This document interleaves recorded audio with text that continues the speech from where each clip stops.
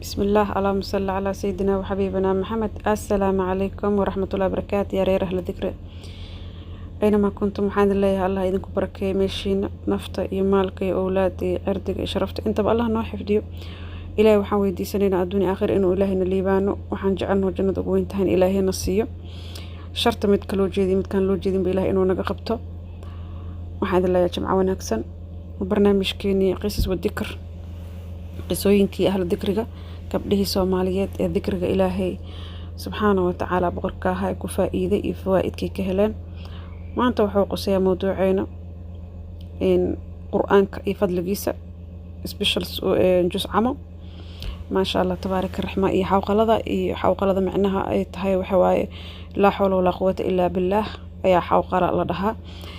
in iyo صلي النبي عليه الصلاة والسلام إن شاء الله تعالى بإذن الله كريم قصدنا نوجد قلي دونا هدو إلهي إدم أدي هذا وفائدة دونتين ربك هدو قدره سولك صار أنا سبسكراب من الله لكن أنت بدن لكتا مع قانو وحين أسارين لكتا صار إن شاء الله وحين وعاونا سامار وما بدن إني أركت هدو إلهي إدمو تاس أيقعدسي إن شاء الله ولا لها دال أو ودنا للشرقري إن شاء الله qisadeena noo gudagalayaa gabar yar oo aad u da'yar ayaa wadanka iga soo wacday aad u murugsan oo tiiraanyeysan rafaad aad u fara badan ka muuqdo hadalkeeda aad daciif u yahay aan maaragtay dareemaysid dhibaatada haysato xaamilo ah caruur yar haysato waxay ii sheegtay in ay maaragtay hooyadeed guriga hooyadeed timiday waxay dhahday habar yar aad aan u xanuunsanayaa hadda guriga hooyadeen joogaa ninkeyga isku soo dhacnay amba xaajigeygii hadba saa u taqaanaan xaajigeyga isku soo dhacnay wiilkii qaban isku soo dhacnay meesha guriga diiqad fara badan aan ka dareemayay dhibaato fara badan ay haysatay waa iska oynayaa maaragtay noloshii cariiri ah isfahma waay dhibaatooyin fara badan adiga sheeganayso waxay dhahday hooyaday waxa ma haysato iyadana nolosheedii la ciiraysaa qofkan waco oo ehelka ah ee telefoon u dirsado xataa ma ii soo jawaabayo dhahday uu fiirina uu ka tagaa saan u sugaa ana unba iska sabraayo dhahday iska ilaabay bilooyin xataa qaadanaysaa qofkan waa xataa ima soo jawaaba ima dhaw xataa ma awoodi ima soo dhahay dhahdaa wareer gabadhiyo qalbiyan u niyad jaban aad iyo aad gurigeedii iyo nolosheedii iyo dhibaato aad u fara badan haysato ayaa ila soo xirtay xaqiiqatan aniga aadaan u naxay aad iyo aad uga murugooday dhibka uu ka muuqdaa hooyan ah wax waan soo dhalay waan dareemi karaa qofka xaamilada ah intuu cunto u baahan yahay wuxuu u baahan yahay teekareen hadduu qofka oo haysan qof teekar garaysa amba maaragtay caawimaad waa dhib miran xaqiiqatan gabar yar oo waxa waaye markaan cunugta aad u sii fiirshay tarbiyad fiican xataa ka muuqato waxaan dhahay horta habar yar laba qaab isma qaaday Soomaalida ku mahmaada guriga hooyo hooyada macaan waaye beerkaaga waaye ani hadda sidaan ula taliyay dabcan inaan idin soo tuuro way fiicnaaneed maadaama codkayga oo yahay aniga oo aniga keyga aan xor u ahay wax badan aan kala hadlay hooyadeed inayna culays ku ahayn hooyo inay hooyo tahay waxaan kala hadlay xaajigeeda waxaan ku dhahay bar macaan ninkaaga buug soo qaadi qalin haddaa is leedahay stresskan waxaan kugu sii badinayaa dhibaatadiisa badan waxba kuuma taraayo waxtar kuuma lahan meeshaa joogto iska joog israaqada ilaaha ahaa haddii ninkaaga uu maaragtay amba xaajigaaga uu fiican yahay dhinacna ka fiican yahay xumaantiisana ay yar tahayna gurigaaga iskaga noqo habareer macaan ciyaalkan yaryar ka ahna gurigoodii ku xeli intaas maahane waxaan ku dhahay dadka dhan waxa uga maarantan ku sheegayaa binu aadniga dhan walaa wiilku qaba ha noqdo walaa cid kale ha noqoto walaa dadka kuwaan taleefanada maaragtay aan kaaga soo jawaabin ha noqdaan wax ka wada kaaga faa'iido badan aan kuu sheegaya waxaan dhahaa habrir horta meesha taleefon wici lahayd oo ay kugu soo dhacayso taleefonkiina qof u wacdid oo wax weydiisatid qiso cajiibaa soo socota dhageysta adinka waxaan ku dhahay ilaahay waco meel cidla ah tag shanqar la-aan ah weysayso sijaayadaada qaado ilaahay bari weydiiso allah sigaa boqor saa qafuur raxiim saa facaalu limaa yuriid ah asaa arrin kasta oo dhaco awoodiis iska leh waidaa araada shayan an yaquula lahu kun fayakuun ilaahay arrin haddaa aragtiin hagaag aniga wuxuu yidhi anaa amar siiwuuna hagaag marka binu aadnigaa dhan amarka rabbiyaa kuusoo siinaa ayaga ha aadin ilaahay waco mid xigto qur-aanka la imaw intaa taqaanid haddaada qur-aan aqoonin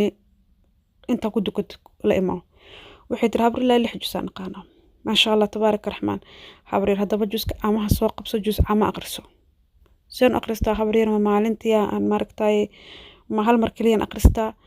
ma maaragtay mar badan ama mar aqristaa may maalin ilaahay soo geliyo qur-aankaaga afka ha ka qaadin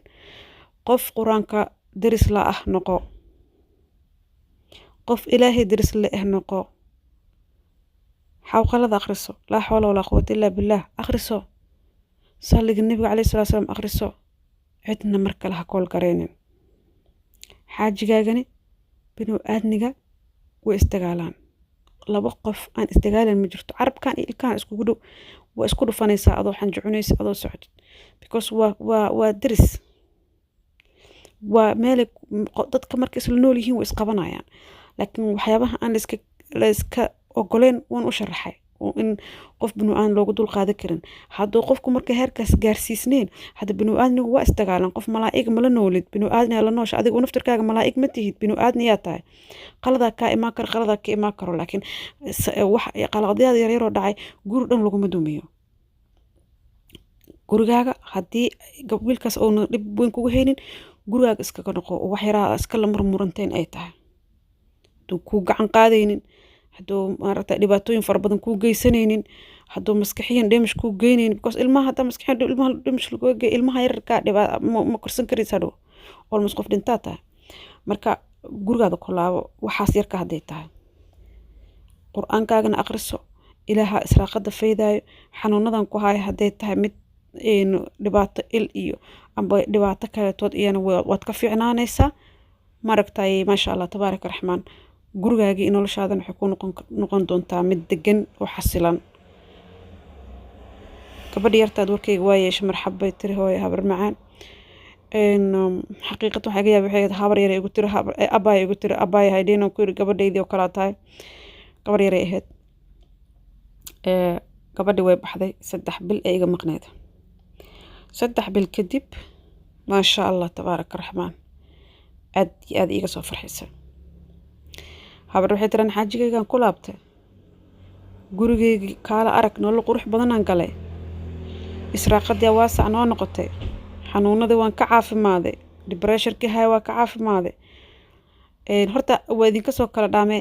haweenkii ugu horeeyay xawqalada ku seexatay subaxi waaga markay soo bariyay waxay tiri habar yar hadda aan kula hadlaa because gabadha coda ii duubtay codan u duuba cod kale ii soo duubtay 2 jeer aan isla hadalnay markaas igu tiri habar yar xalay xawqaladan ku seexday xawqalada markaan ku seexdana subaxi waaga markuu bariyay waxaan ku soo kacay farxad iyo israaqad aan filaynin meel ay ka timid maasha allah tabaaraka raxmaan sheekada laba habeenka ugu horeeyaba ilaahay ku bilaabay because iimaan buuxi gabadhaas haysatay yaqiin gabar yar oo yaqiin haysatay oo ekeed aad iyo aad yaqiin fara badan ka muuqato kalsooni fara badan ilaahay ku qabtay waxaa dhacday marka 3 bil kadib gabadhina ay soo xariiriso igu tira habar macaan maasha allah tabaaraka raxmaan gurigeygan ku laabta xaajigeyga aniga waan heshiinay nolosha quruxa ay noqoto beautiful waxay dhahday isfaham iyo nolol guri degan mudmaina waxay tiri israaqad waasac ah oo aad yaabaysid oo hada dadkii taleefanada inta loo diro ku dhageysana looga maarmay maasha allah tabaaraka raxmaan waxay tiri xataa ganacsiyan bilaabna business maasha allah tabaaraka raxmaan ganacsiyan bilaab aniga businessan bilaab shaqaa bilaab kama sheekeyn karid habar noloshaan haysto maasha allah maanta qof kasta waxay dhahdaa marka qof kastana waxaan leeyahay tiri faa'iidada halkaasay jirtaa adigana waxay tiri habreer aad iyo aadan kaaga mahad celinaya wax adduunkii anfacay aakhirana ay anfici doonaad ii sheegtay maasha allah tabaaraka raxmaan anyway waxaan kaloo rabaa inaan idinka dabageeyo insha allah aniga meeting waa joojiyey dadkii aan la fariisanayay iyo dadkii aan qaabilaya waan joojiyey insha allah halkaana qisooyinka idinkugu soo dayn doona rabbigay hadduu qadaro dadkii aan kala gaari waaye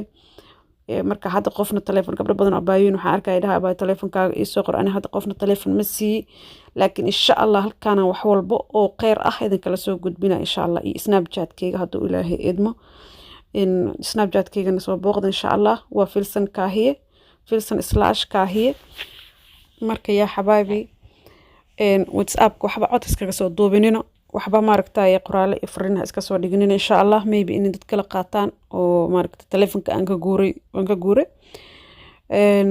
whatsapp ugu dambeeyay hadaan rabaa inaan delete garay insha allah qisooyin aad u fara badan oo ku jiro qisooyinkan ka qoraya intan qisooyinka ka qoraya bis buu ii furnaanaya insha allah kadibna waan delete garaynaa rabbigay hadduu qadaro because waxyaabo aad u fara badan oo leed ah oo iga dhigaya whatsappka aan ku mashquulay insha